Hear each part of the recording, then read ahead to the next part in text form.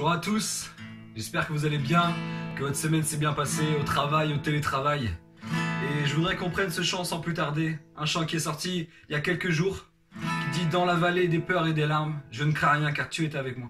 Face aux géants dressés devant moi, je chanterai que tu es avec moi, emmène-moi au-delà. » Et si dans ton travail, dans ta vie de famille, dans ta santé, dans ton corps, tu te sens éprouvé, alors je t'invite à chanter ce chant qui dit « Emmène-moi au-delà, ma confiance est en toi. » Au-delà de ce que mes yeux peuvent voir, au-delà de ce que ma tête peut me dire, au-delà de ce que le gouvernement, les gens que je côtoie peuvent me dire. Seigneur, tu m'emmènes au-delà de ce que moi, mes proches, mon boulot peut me dire. Emmène-moi au-delà. On va chanter dans la vallée des peurs et des larmes. Dans la vallée des peurs et des larmes, je ne crains rien, car tu es avec moi. Car tu es avec moi. Face aux géants. Face aux géants, dressés devant moi, je chanterai que tu es avec moi. Que tu es avec moi.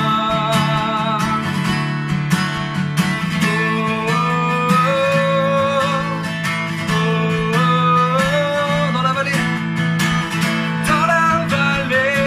des peurs et des larmes, je ne crains rien, car tu es avec moi. Car tu es avec moi. Face aux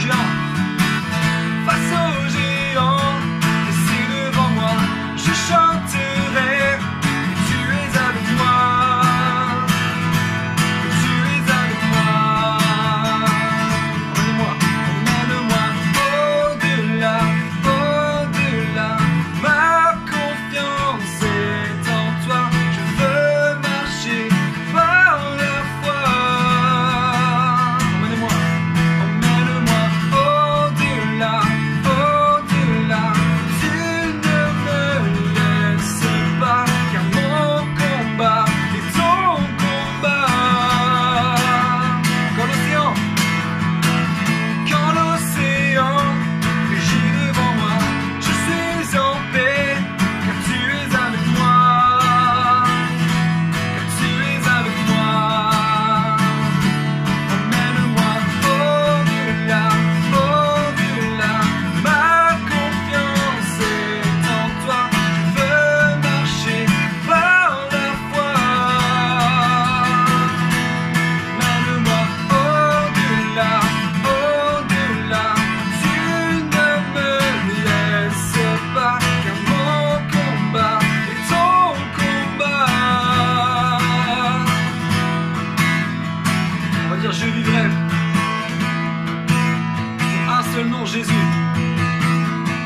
Je vivrai pour la gloire d'un seul nom, Jésus.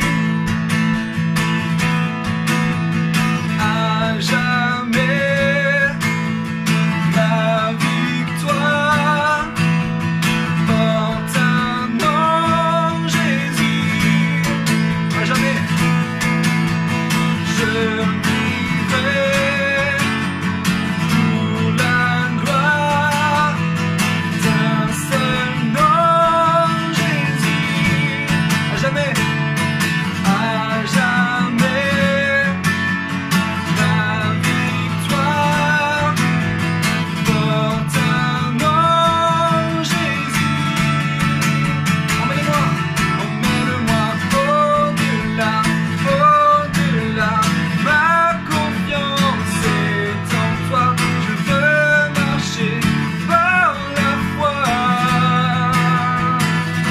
Emmène-moi au-delà, au-delà. Tu ne me laisses pas, car mon combat est ton combat.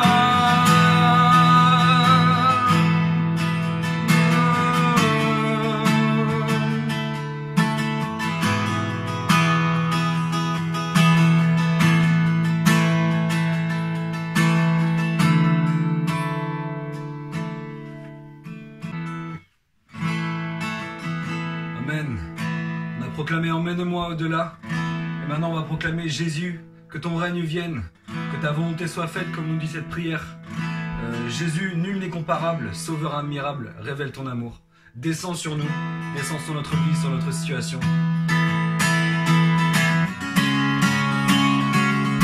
Jésus, que ton règne vienne, ta volonté soit faite en nous. Jésus, nul n'est comparable, sauveur admirable, révèle ton amour. Roi des cieux, viens vers nous. Roi des cieux, viens en nous. Que ta gloire brille comme en plein midi. Roi des cieux, descends. Roi des cieux, viens pour nous. Qui tiendra devant nous? Car ton nom puissant nous rend triomphants. Roi des cieux, descends. Nous sommes enfants de ta grâce. Nous sommes enfants de ta grâce. Sauvés pour ta gloire. Crions Jésus, que ton peuple suive, et que chacun admire ta grandeur. Roi des cieux, viens vers nous. Roi des cieux, viens en nous. Que ta gloire brille comme en plein midi. Roi des cieux, descends. Roi des cieux, viens pour nous. Qui tiendra devant nous? Car ton nom puissant nous rend triomphants. Roi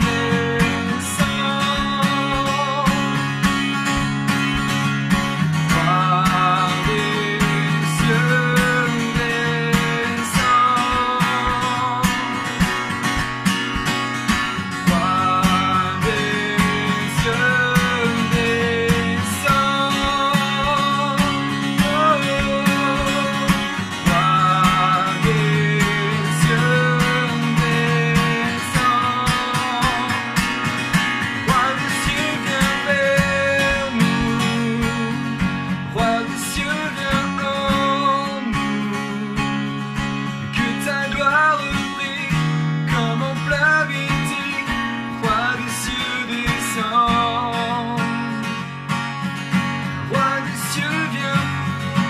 cieux, descends. Car ton nom puissant nous rend triomphants. Roi des cieux, descends.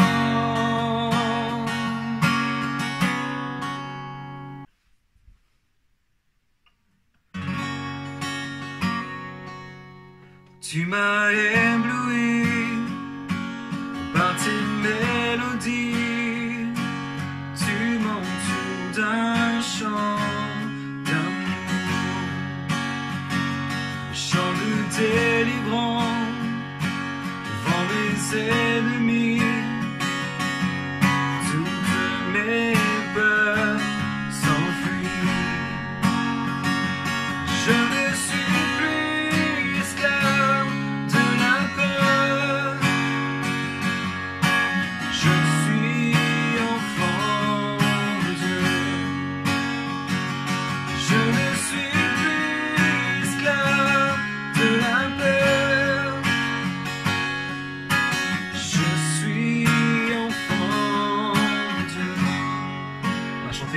naissance, tu m'avais choisi. Avant tout ce qui a pu se passer dans ma vie, avant tous les soucis, tous les tracas, les bénédictions qu'il y a pu y avoir dans ma vie, tu m'as connu, tu m'as choisi pour t'appeler ton fils, ton enfant. Tu m'as appelé avant ma naissance. Avant ma naissance, tu m'avais choisi, appelé par mon nom. Tu m'as adopté, je suis de ta famille. Ton sang coule dans mes veines. Je ne suis plus esclave de la peur. Je suis enfant de Dieu. Je ne suis plus esclave de la peur. Je suis enfant de Dieu.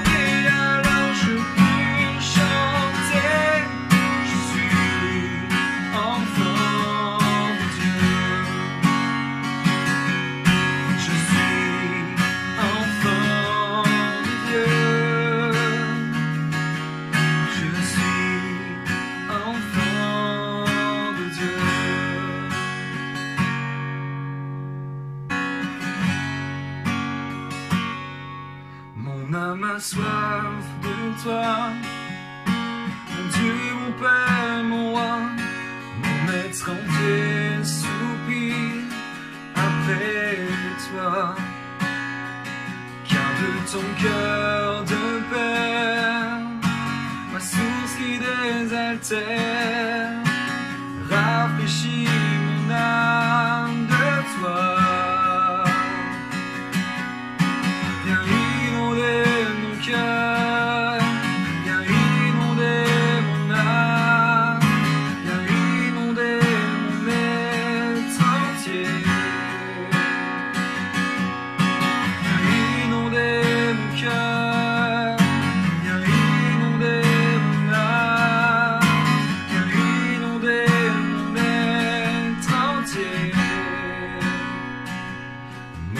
Ma soif de toi, mon Dieu, mon Père, mon roi, mon être entier soupire après toi.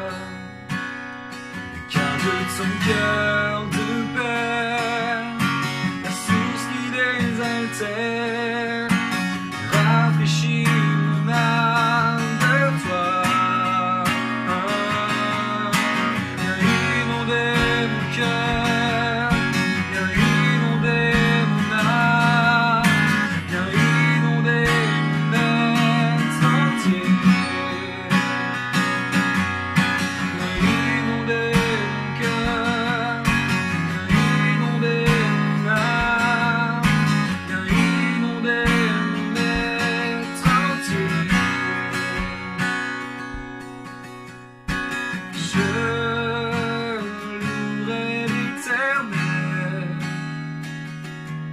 de tout mon cœur.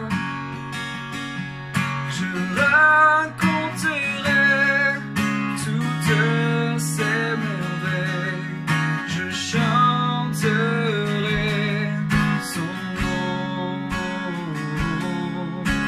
Je louerai l'Éternel de tout mon cœur. Je ferai de toi le sujet de ma joie. Alléluia.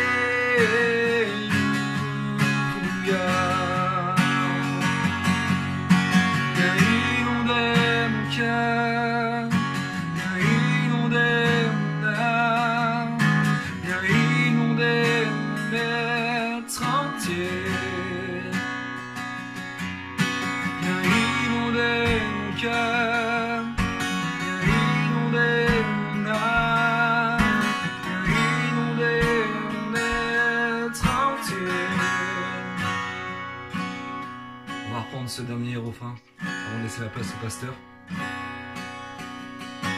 Viens inonder mon cœur, viens inonder mon âme, viens inonder mon être entier. Viens inonder mon cœur, viens inonder mon âme, viens inonder mon être entier. Je vais laisser la place au pasteur qui, par le biais de Dieu, va inonder notre cœur d'une bonne pensée, d'une bonne parole. Bonne semaine à vous tous, bon dimanche, à bientôt. Bonjour à tous. Bonjour à tous. En tout cas, bon dimanche. Merci vraiment pour vraiment toute cette louange que vous avez déjà écoutée avant. Cette semaine, il y a eu quelques désagréments et vraiment des désagréments par rapport au flux Internet. J'ai parlé avec quelques personnes apparemment qui ont les mêmes soucis. Apparemment, tout est lent. Mais à partir de la semaine prochaine, je suis avec un frère et on va certainement partir sur une autre manière de conduire en tout cas les réunions de semaine. Et ça sera plus simple en tout cas pour moi et les choses iront certainement plus vite pour tout le monde. En tout cas, je suis dans la joie d'être avec vous encore ce matin. Excusez-moi pour tous les désagréments. Mais le message que vous deviez avoir jeudi, vous l'auriez directement la semaine prochaine. Un message qui avait une annonce pour le vendredi qui venait d'après, mais le vendredi d'après, ça tient toujours. On ne l'a pas fait vendredi dernier, mais vendredi prochain, je m'organise. Internet va fonctionner, mais vendredi prochain, au soir, on prendra chacun à la maison. Je vais introduire juste avec une pensée, mais à la maison, j'encourage vraiment chacun à se préparer pour passer au moins une demi-heure à la prière à partir de 19 h. Ensemble, à partir de 19 h, on va s'unir au moins une demi-heure. Pour ceux qui le peuvent et qui ont plus l'habitude de prier, 1 heure. Mais vendredi prochain, nous allons prier et je vais donner plus de détails plus tard. En tout cas, ce matin, ce n'est pas moi qui vais prêcher. Aujourd'hui, c'est Olivier qui va porter la parole de Dieu. Il est venu ici pour enregistrer, mais je tiens à dire ouvertement quand même, avant d'aller plus loin, que nous respectons toutes les règles sanitaires. Alors quand je vous parle, j'ai mon masque dans les mains. Quand je vais sortir d'estrade, je vais le mettre au niveau de mon visage pour me protéger. Donc on respecte toutes les règles. Il est juste venu enregistrer un message qui a pour but d'être partagé sur Internet dans le cadre de notre culte. En tout cas, vraiment que Dieu puisse vraiment bénir Olivier, qu'il puisse vraiment être inspiré. Et je crois qu'il a un message pour nous pour ce matin. Que Dieu le bénisse.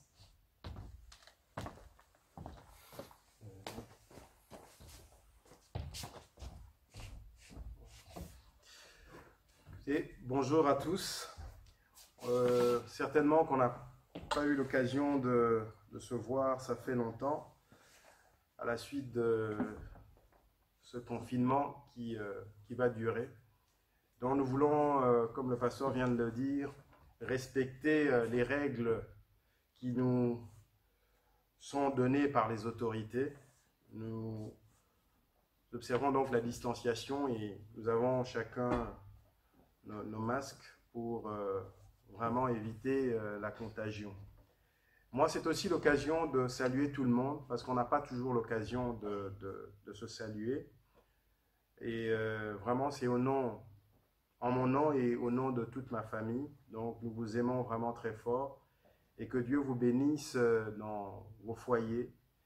Et nous pensons vraiment à toutes ces personnes qui passent, tous nos frères et sœurs qui passent par des temps difficiles, que vous puissiez vraiment trouver le réconfort en notre Seigneur, dans notre Seigneur Jésus-Christ, qu'il puisse vous relever là où vous êtes tombés et vraiment qu'il pose sa main sur chacun. Ce matin, donc, je voudrais vraiment vous apporter un message et ce message, vous le connaissez.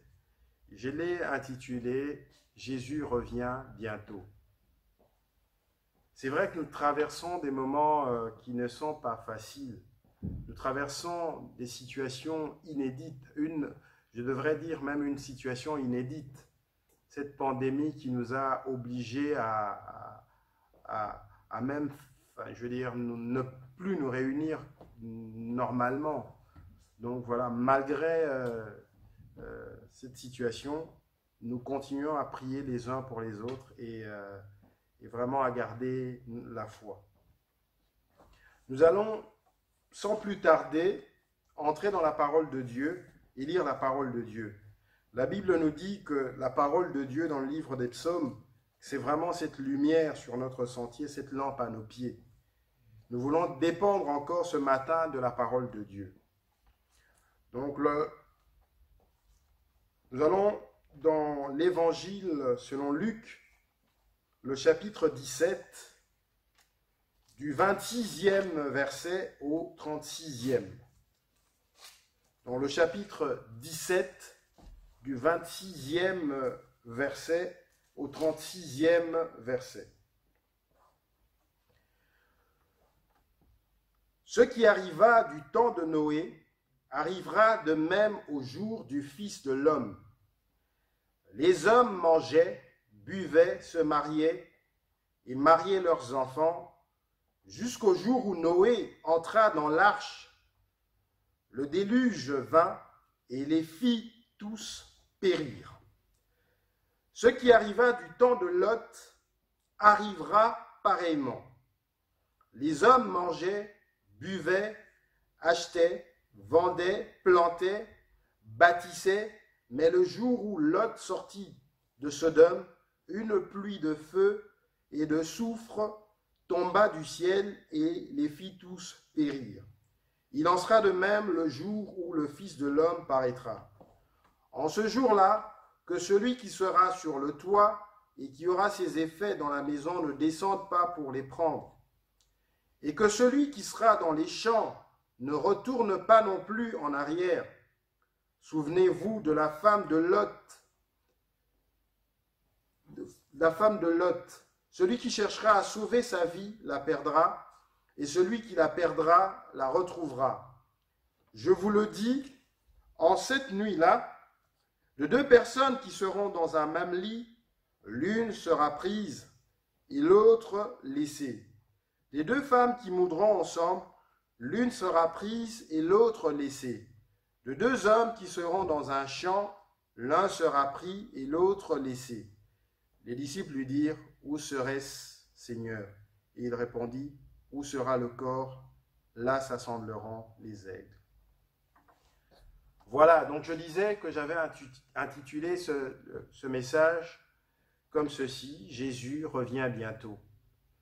Et les premiers chrétiens, quand ils se rencontraient, c'est ce qu'ils se rappelaient dans leur salutation. Jésus revient bientôt, Maranatha.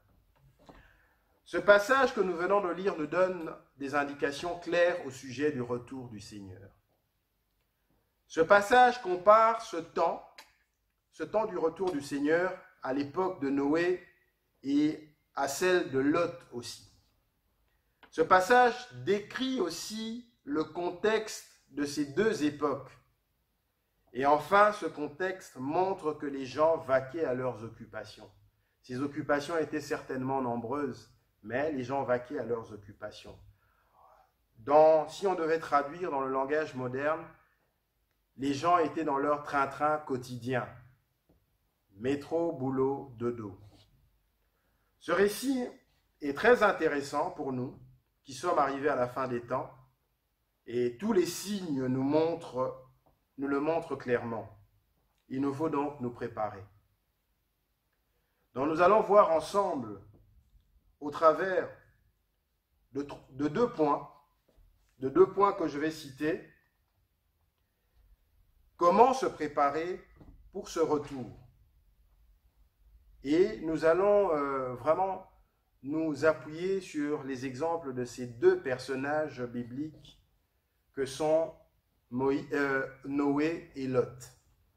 Donc le premier point, et c'est un point très important, Jésus revient bientôt, mais nous, dans le premier point, nous devons avoir, le premier point c'est donc avoir pour objectif de passer l'éternité avec son Créateur, avec Dieu, donc avec Dieu notre Père. C'est ça notre objectif. Qu'importe ce qui peut nous arriver sur terre, mais nous devons avoir cet objectif. Passer l'éternité avec notre Créateur, avec Dieu. Noé, puisqu'il s'agit de lui, il avait un objectif. Cet objectif, c'était entrer dans l'arche. Et nous le voyons très clairement. Noé entra, dans le verset 27, entra dans l'arche. Donc Noé a atteint son objectif. Dieu avait commandé à Noé de construire l'arche, parce que Dieu avait vu que la méchanceté des hommes avait grandi. Il avait commandé donc à Noé de construire l'arche pour sauver sa famille, et il lui avait donné plusieurs recommandations pour mettre plusieurs animaux. Donc c'était une entreprise importante. Et donc Noé a respecté cet objectif d'entrer dans l'arche. Lot, lui, son objectif, c'était de sortir de Sodome. Sortir de Sodome. Et Lot est sorti de Sodome. Donc il a finalement accompli cet objectif de sortir de Sodome. Mais ces 2 objectifs qui ont été atteints par Noé et par Sodome signifient quoi pour nous? Ces objectifs signifient pour nous être prêts pour l'avènement du Seigneur Jésus-Christ. Nous sommes des pèlerins sur cette terre. Et le pèlerin fixe toujours son regard sur sa destination finale. Vous savez, frères et sœurs, si on interroge des personnes qui sont réfugiées, des personnes qui sont dans un exil, leur pensée reste toujours, s'appuie toujours, devrais-je dire, sur un retour dans leur pays. Vraiment, retourner un jour dans leur pays. Et même, quand bien même ils arrivent à la fin de leur vie, ils demandent parfois, comme ce fut le cas pour Joseph, que leur reste soit ramené au pays. Parce que le pèlerin doit toujours avoir son regard fixé sur la destination finale. Et pour nous, notre destination finale, c'est le ciel. Quelles que soient les choses qu'on peut entreprendre sur ce bas monde, notre objectif, ces choses ne doivent pas nous écarter de notre objectif. Notre objectif doit être le ciel. Et on ne peut pas embarquer dans un navire ou dans un avion ou quelque engin que ce soit sans avoir une destination. Parce que notre destination, c'est le ciel. Nous allons lire ensemble comment notre Seigneur nous parle de cette destination. Nous allons lire dans 1 Thessaloniciens, le chapitre 5, les versets 9 à 11. 9e verset donc au 11e verset.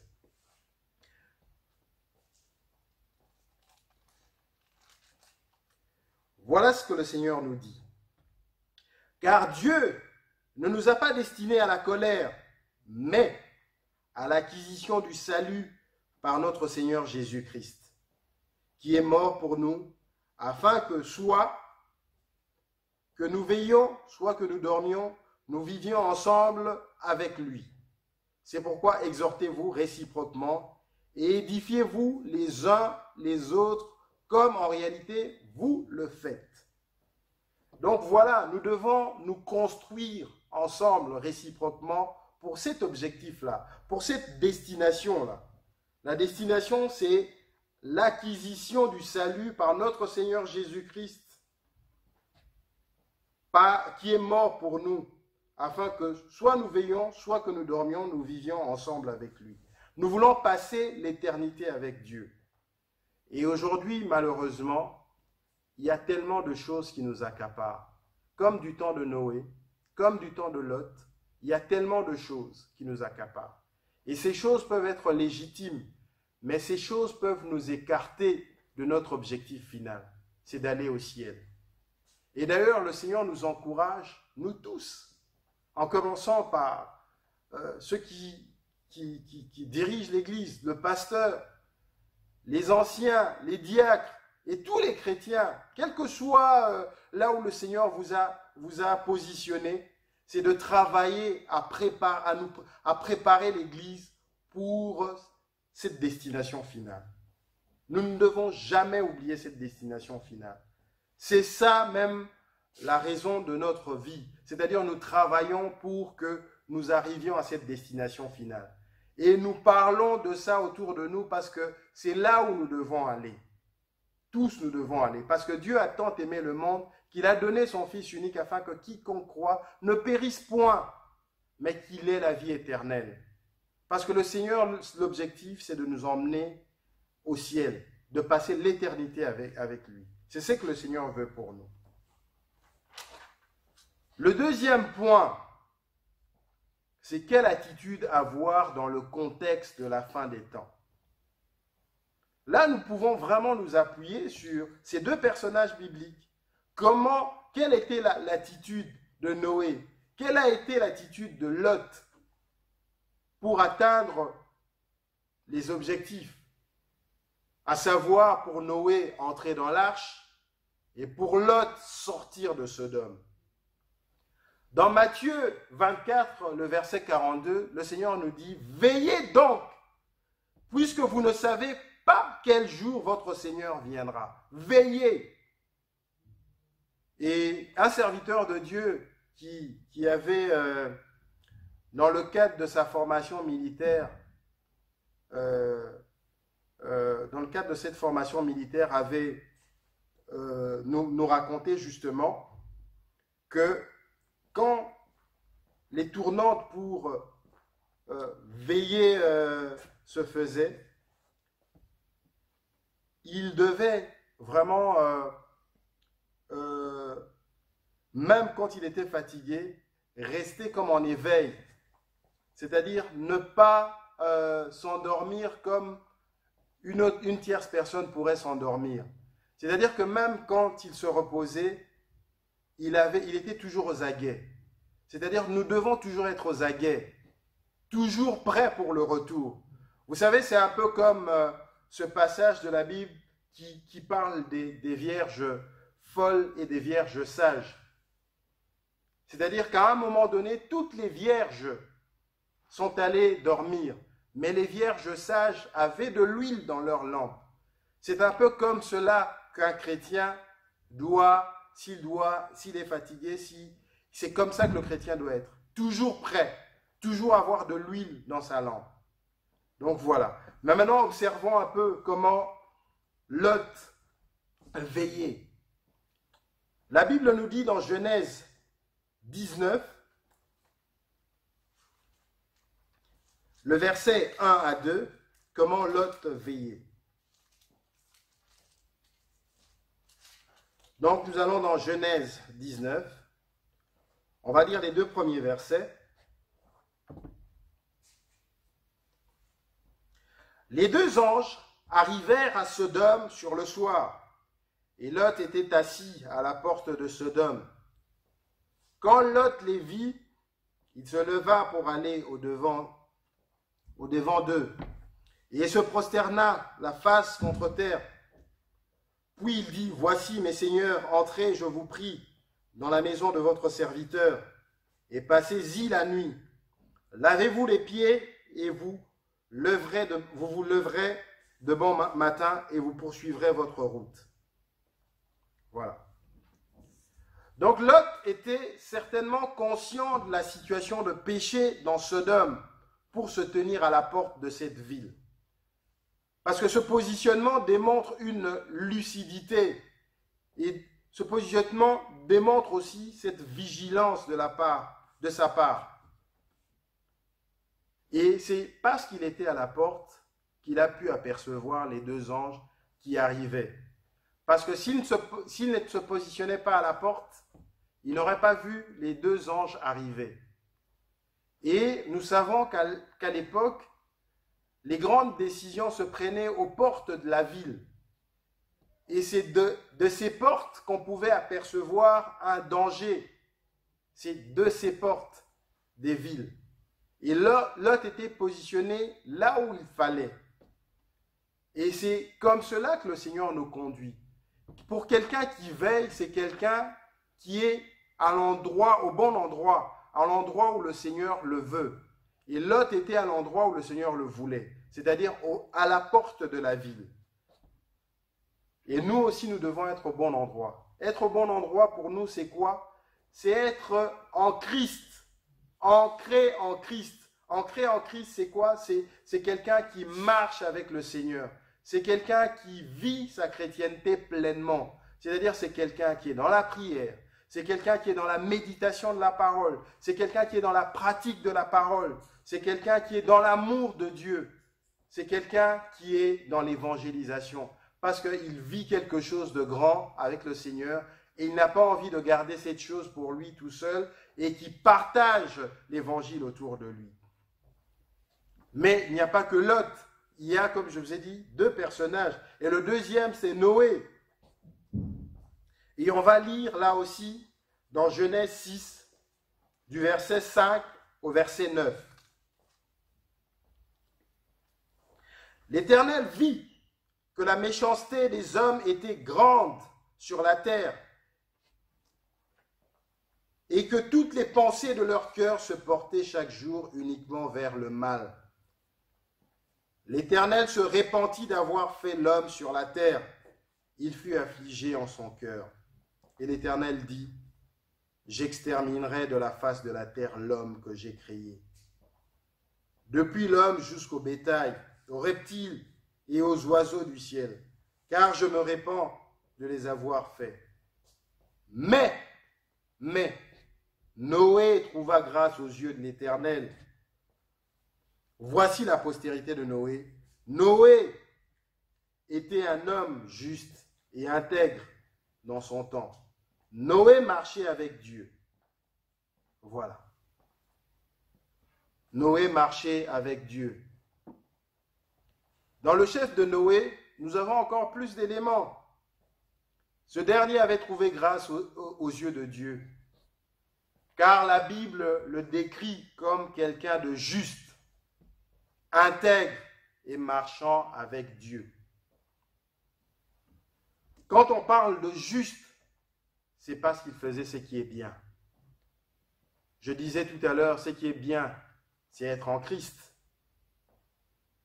Mais Noé, à son époque, il faisait ce qui est droit. Il était dans la droiture. Il était intègre, d'après ce qu'on vient de lire dans le texte. Être intègre, c'est être entier, entier pour Dieu. Noé était entier pour Dieu. Il avait le cœur tout entier pour Dieu. Le texte dit aussi que Noé marchait avec Dieu. Comment peut-on marcher avec Dieu? Sinon, être dépendant de lui. Et comment être dépendant de lui si on est dans la désobéissance?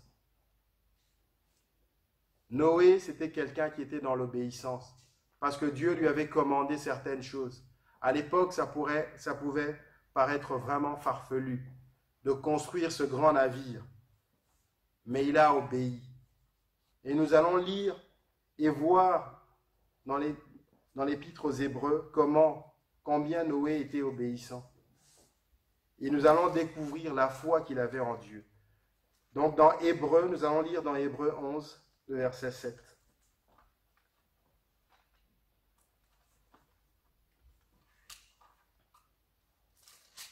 Hébreux 11, le chapitre 11, le verset 7.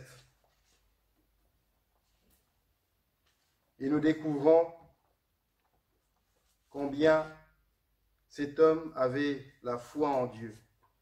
C'est par la foi que Noé, divinement averti des choses qu'on ne voyait pas encore, saisi d'une crainte respectueuse, construisit une arche pour sauver sa famille, et c'est par elle qu'il condamna le monde et devint héritier de la justice qui s'obtient par la foi. Ici, je veux ouvrir une parenthèse, c'est que c'est vrai, on parle de l'obéissance de Noé, mais il est intéressant pour nous d'analyser cette situation.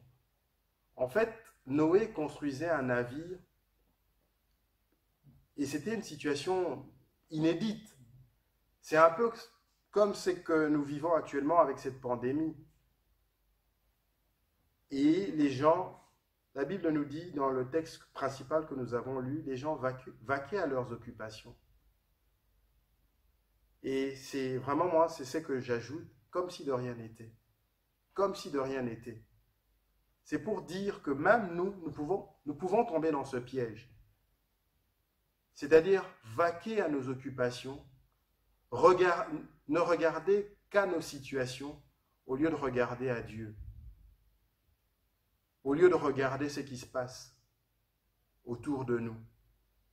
Nous pouvons vraiment être nombrilistes et passer à côté du message que le Seigneur nous donne. Or, dans les temps de la fin, nous avons besoin d'être vraiment dans cette relation étroite avec Dieu. Parce que le Seigneur est la lumière. C'est le Seigneur qui va nous éclairer dans les ténèbres dans lesquelles nous pouvons nous trouver. Donc, malgré ce que Noé faisait, les gens vaquaient à leurs occupations. Jusqu'au jour où Noé est entré dans cette arche. Les gens continuaient, les gens se mariaient, buvaient, mangeaient. Et la vie continuait. C'est la raison pour laquelle nous devons parfois nous arrêter et prier, chercher la face de Dieu. Et alors le Seigneur nous communiquera des choses pour notre temps. Et Noé, justement, le Seigneur va lui communiquer des choses pour son temps. Le Seigneur va commander à Noé de construire cette arche dans laquelle il va entrer pour sauver sa famille et donc sauver l'humanité d'une certaine façon. Donc nous devons vraiment veiller à cela. Donc, et nous pouvons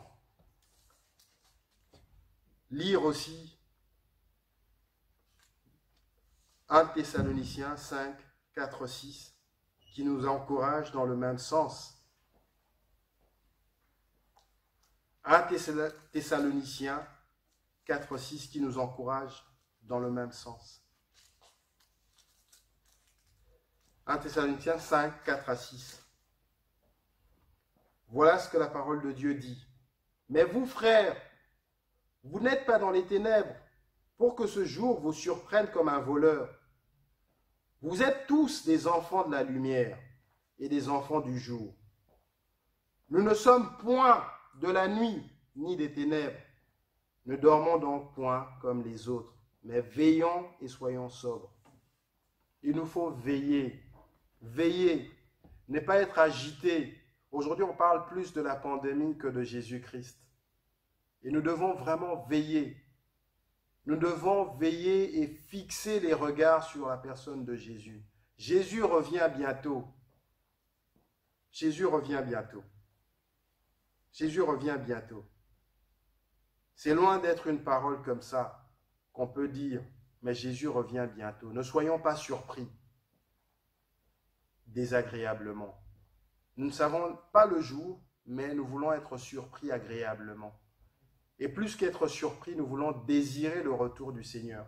Pour désirer le retour du Seigneur, nous devons être à l'ouvrage, c'est-à-dire travailler pour ce retour, communiquer la parole de Dieu autour de nous. J'arrive maintenant à la conclusion. Et la conclusion, c'est toujours dans le livre dans la première, cet épître de Thessaloniciens, le chapitre 5. Et nous allons lire du verset 16 au verset 23. Voilà ce que le Seigneur nous dit encore. Le Seigneur nous dit, soyez toujours joyeux. Priez sans cesse. Rendez grâce en toutes choses, car c'est à votre égard la volonté de Dieu en Jésus-Christ. N'éteignez pas l'esprit, ne méprisez pas les prophéties, mais examinez toutes choses. Retenez ce qui est bon, abstenez-vous de toute espèce de mal, que le Dieu de paix vous sanctifie lui-même tout entier, et que votre être, et tout votre être, l'esprit, l'âme et le corps soient conservés irrépréhensibles lors de l'avènement de notre Seigneur Jésus-Christ. Celui qui vous a appelé est fidèle et c'est lui qui le fera. Frères, priez pour nous, saluez tous les frères par un saint baiser. Je vous en conjure par le Seigneur que cette lettre soit lue à tous les saints. Frères, que la grâce de notre Seigneur Jésus-Christ soit avec vous. Amen. Donc voilà. C'est vraiment ce passage par lequel je voulais finir. Mais je crois qu'on peut même, au lieu de commencer par le verset 16, on peut commencer plus haut. Nous vous prions aussi, frères, avertissez ceux qui vivent dans le désordre. Que dis-je? Donc on doit aller même encore plus haut. Donc on doit commencer, je préfère commencer par le verset 11. C'est pourquoi exhortez-vous réciproquement et édifiez-vous les uns les autres comme en réalité vous le faites. Donc en fait ce verset nous demande de nous construire mutuellement.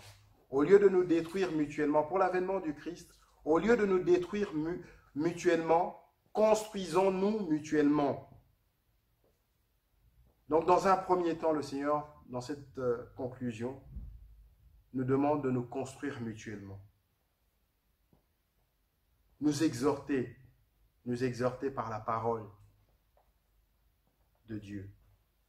Nous vous prions, frères, d'avoir de la considération pour ceux qui travaillent parmi vous.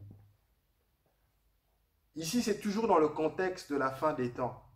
Et là, le Seigneur insiste sur le fait de considérer ceux qui travaillent parmi nous.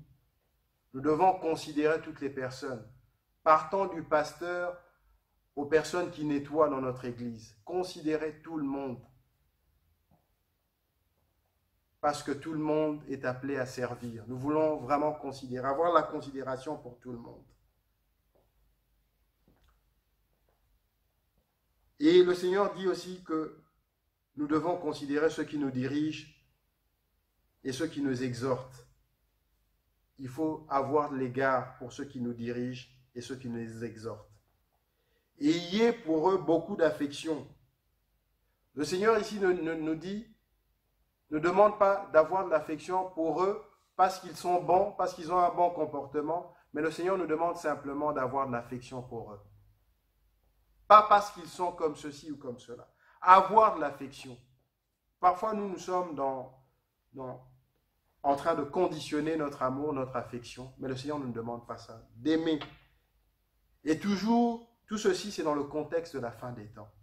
Je vous encourage à lire ce chapitre 5, 1 Thessaloniciens chapitre 5.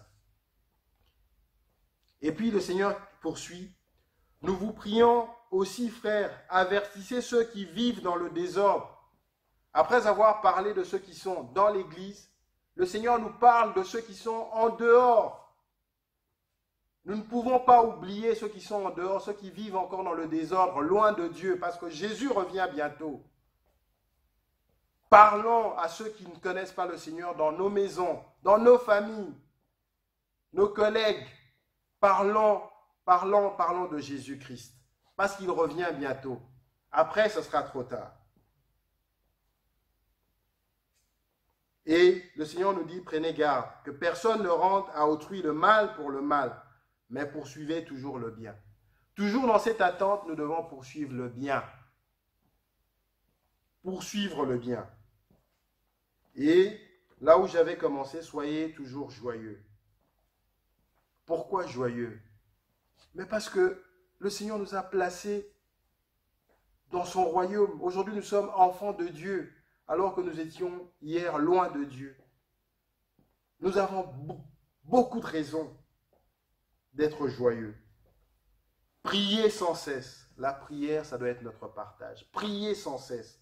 Rendez grâce en toutes choses, car c'est à votre égard la volonté de Dieu. Nous sommes nous-mêmes témoins de ce que le Seigneur a accompli dans nos vies. Il y a tellement de raisons d'avoir de reconnaissance vis-à-vis de Dieu. N'éteignez pas l'esprit. Le Seigneur nous a dit, il s'en va, il nous est avantageux. C'est-à-dire que pour lui, c'est mieux qu'il soit allé au ciel et qu'il nous envoie le Saint-Esprit. C'est ce qu'il dit, être avantageux, c'est ça. Donc, le Saint-Esprit nous est avantageux. Donc, nous devons marcher par l'Esprit. Nous devons être collaborants à l'Esprit. Être vraiment collaborants. C'est parce que nous serons pleins de l'Esprit que nous allons accomplir, non les désirs de la chair, mais nous allons accomplir ce que l'Esprit met en nous d'accomplir. Ne méprisez pas les prophéties.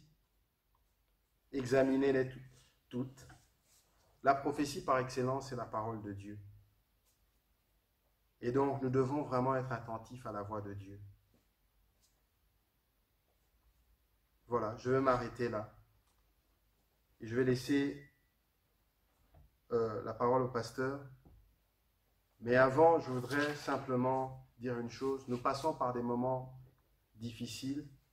Et ces moments, ça c'est mon avis, seront de plus en plus difficiles. C'est ce que la parole de Dieu nous dit. La parole de Dieu ne nous dit pas que les choses seront iront de mieux en mieux, mais ça sera de plus en plus difficile. Mais la Bible nous dit, là où le péché abonde, la grâce de Dieu surabonde. Mais nous devons rester ancrés en Christ et nous devons fixer plus que jamais nos regards sur le Seigneur Jésus. Et ne pas être dans la distraction. Vraiment pas être dans la distraction. Et une fois ici, je vous ai dit que parmi les pièges qui guettaient en fait le serviteur de Dieu, il y avait la distraction. La distraction, c'est un des grands pièges. Et ne tombons pas dans la distraction. Mais au contraire, soyons vigilants, veillants et priants. Et ancrés dans la parole de Dieu, ancrés en Christ. Que le Seigneur vous bénisse. Allons prier et puis je laisse la parole à Dieu, à notre pasteur. Seigneur, tu es le Dieu Tout-Puissant. Seigneur, nous te prions vraiment de toucher nos cœurs. Nous te prions, Seigneur, de nous garder, Seigneur, pour ton avènement. Parce que, Seigneur, nous ne voulons pas louper, Seigneur, cet avènement. Seigneur, nous pouvons tout rater dans notre vie, mais pas le jour du Seigneur, pas toujours. Ce jour, nous voulons être prêts, Seigneur.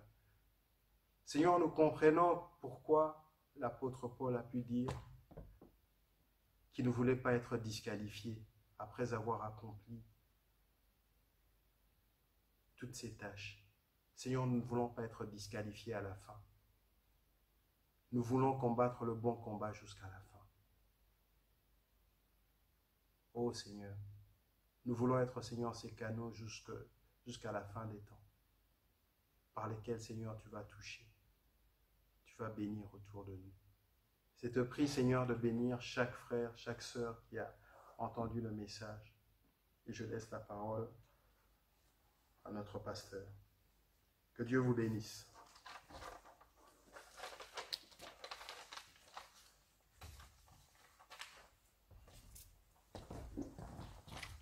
Alléluia. Gloire à Dieu. Nous sommes vraiment dans la joie d'avoir écouté ce message. Un message qui nous appelle à nous préparer pour aller dans la félicité, pour nous préparer à passer l'éternité avec notre Dieu. Et le livre de Thessaloniciens, c'est un livre vraiment formidable et ceux qui ont le temps, je les invite à lire ce livre. Mais quelque part, quand on a entendu ce message, j'ai été vraiment content. Jésus revient bientôt. Ce n'est pas un message pour enfermer l'Église dans la peur. Même si, quelque part, on sait que les temps ne deviendront pas difficiles. La Bible nous annonce des temps difficiles et je pense que les choses ne viendront pas plus faciles, plus simples. Mais je l'ai déjà dit dans des précédents messages, on va vers des temps très difficiles, mais comme on l'a entendu ce matin, Jésus revient bientôt, ce n'est pas un message qui enferme dans la peur. Et quelque part, frères et sœurs, comment dirais-je, Jésus revient bientôt, c'est littéralement notre libérateur revient bientôt. Et je n'ai jamais entendu des gens, en fait, qui sont je dirais, pris dans un lieu de détresse, avoir peur d'un libérateur qui arrive bientôt. Et c'est vraiment un message de joie, et je suis dans la joie. Même si autour de moi, il y a le coronavirus, il y a toute espèce de choses, mais je suis dans la joie. Et j'encourage vraiment chacun à avoir cette joie. Et souvent, le retour de Jésus, parfois, a été prêché pour enfermer les gens dans la peur. Non, le retour de Jésus, c'est un message libérateur qui nous libère de la peur. Et nous devons être heureux que nous avons un libérateur qui vient bientôt nous chercher. Alléluia. Et vraiment, recevez ce message. C'est vrai, il y aura des temps difficiles. C'est vrai, il y aura des bruits de guerre et des bruits de guerre. Mais restons en paix et gardons, et encore, notre frère prenait ce texte qui parle de la joie, et même dans l'affliction, ce texte dans Philippiens, qui parle de la joie, et une joie dans l'affliction, une joie qui peut émaner même dans le coronavirus. J'ai vu des gens parfois à l'article de la mort, parfois avec un cancer, mais quelque part il y avait une joie qui était là malgré l'épreuve.